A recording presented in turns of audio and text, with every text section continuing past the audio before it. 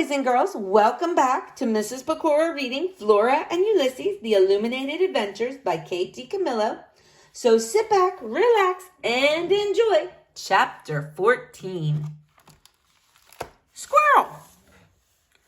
Flora Belle Buckman, get down here right now!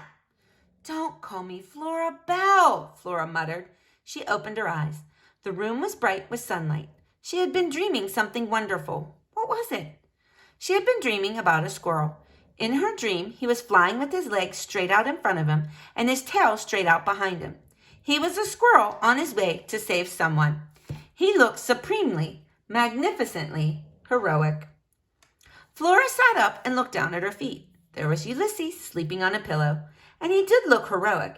In fact, he was glowing, just like Incandesto, except oranger. He was extremely orange. What the heck? Said Flora. She leaned over Ulysses and reached out a finger to touch his ear.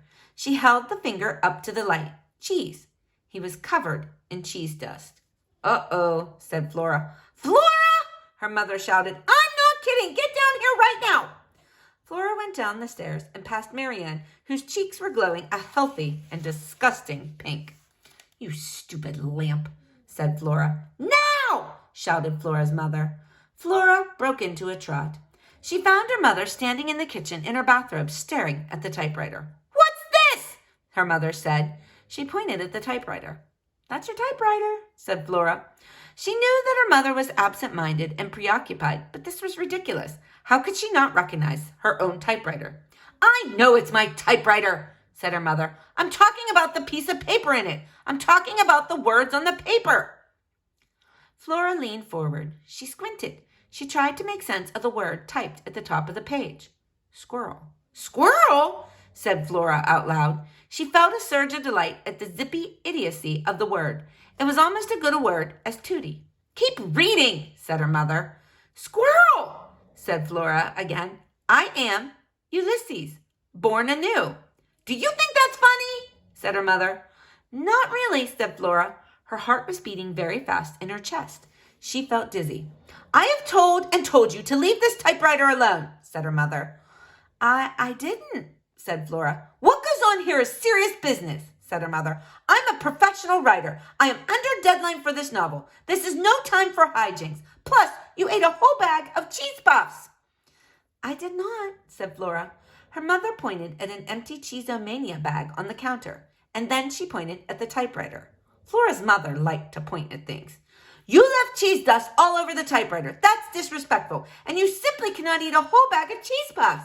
It's not healthy. You'll become stout. I didn't, said Flora. But then another wave of dizziness came over her. The squirrel could type. Wholly unanticipated occurrences. I'm sorry, said Flora in a small voice. Well, said her mother. She raised her finger. She was obviously getting ready to point at something again. Fortunately, the doorbell rang. Chapter 15, The Electric Chair. To say that the Buckman doorbell rang would be inaccurate. Something had happened to the bell. Its inner workings had become twisted, warped, confused, so that instead of emitting a pleasant ding or bong, the doorbell now sent an angry, window-shattering, you-guessed-the-wrong-answer on a game show kind of buzz through the Buckman house. To Flora, the doorbell sounded like an electric chair. Not that she had ever heard an electric chair, but she had read about electric chairs and terrible things can happen to you. That particular installment of the comic had not contained any advice other than what it would be best to avoid getting into a place in your life where you might have to face the electric chair and any noises it was capable of making. Flora had found it to be vaguely threatening and not at all a useful issue of terrible things. That's your father, said Flora's mother. He rings that doorbell to make me feel guilty. The doorbell buzzed and crackled again. See, said her mother. Flora didn't see. How could one person ringing a doorbell make another person feel guilty? It was ridiculous. But then, just about everything that Flora's mother said or wrote sounded faintly ridiculous to Flora. For example, on feathered rings of joy. Since when did joy have feathered wings? Don't just stand there, Flora Belle. Go open the door. Let him in. He's your father. He's here to see you, not me. The electric chair knell of the doorbell sounded through the house again. For the love of Pete, said her mother. What's he doing? Leaning on that thing? Go let him in, would you? Flora walked slowly through the dining room and into the living room. She shook her head in amazement. Upstairs, in her room, there was a squirrel who could lift a vacuum cleaner over his head with one paw.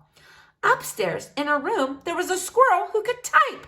Holy bagumba, thought Flora. Things are going to change around here. We're going to be vanquishing villains left and right. She smiled, a very large smile. The doorbell gave another outraged sizzle. Flora was still smiling when she unlocked the door and opened it wide. Chapter 16. Victims of Extended Hallucinations.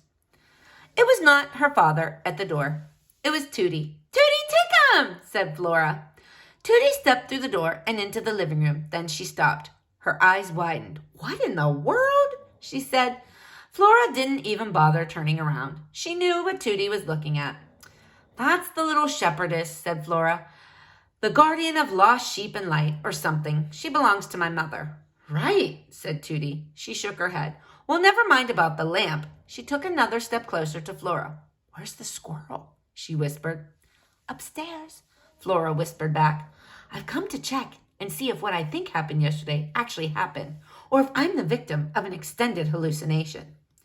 Flora looked Tutti in the eye. She said, Ulysses can type. Who can type? Asked Tutti. The squirrel. He's a superhero. Tutti said, for heaven's sake, what kind of superhero types? It was a good and also slightly disturbing point. How exactly was a typing squirrel going to fight villains and change the world? George! Shouted Flora's mother. It's not Pop! Flora shouted back. It's Mrs. Tickham! There was a silence from the kitchen, and then Flora's mother came into the living room with a big fake adult smile plastered on her face. Mrs. Tickham, she said, what a lovely surprise. What can we do for you?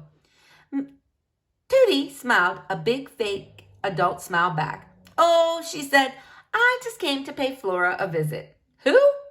Flora, said Tutti, your daughter. Really? Said Flora's mother. You came to see Flora? I'll be right back, said Flora. She ran out of the living room and through the dining room. What a truly extraordinary lamp, she heard Tutti say. Oh, do you like it? Said Flora's mother. Ha, thought Flora. And then she was out of the dining room and into the kitchen. She ripped the paper out of the typewriter and looked down at the words. They were absolutely not a hallucination. Holy bagumba, said Flora. A loud scream echoed through the house. Flora took the paper and shoved it down the front of her pajamas and ran back into the living room. Ulysses was sitting on top of Marianne. Or rather, he was trying to sit on top of Marianne. His feet were scrabbling to gain purchase on the little shepherdess's pink-flowered lampshade. He paused in his efforts and looked at Flora in an apologetic and hopeful way, and then he returned to wobbling back and forth. Oh, my goodness, said Tutti. How did it get in here? Shouted Flora's mother. It just came flying down the stairs. Yes, said Tutti. She gave Flora a meaningful look. Flying. It absolutely scared the living daylights out of me and Mrs. Tickham. We screamed. We did, said Tutti. We screamed. There's just no end to the excitement. If that squirrel breaks my lamp, I don't know what I'll do. Marianne is very precious to me. Marianne? Said Tutti. I'll just get him off the lamp, okay? Said Flora. She put out her hand. Don't touch him, screamed her mother. It has a disease. Oops. Sorry, boys and girls, the page is stuck there. The doorbell, as if it were echoing Flora's mother's advice, buzzed its terrible warning buzz. Flora and her mother and Tutti all turned. A small voice called out. The voice said, Great Aunt Tutti?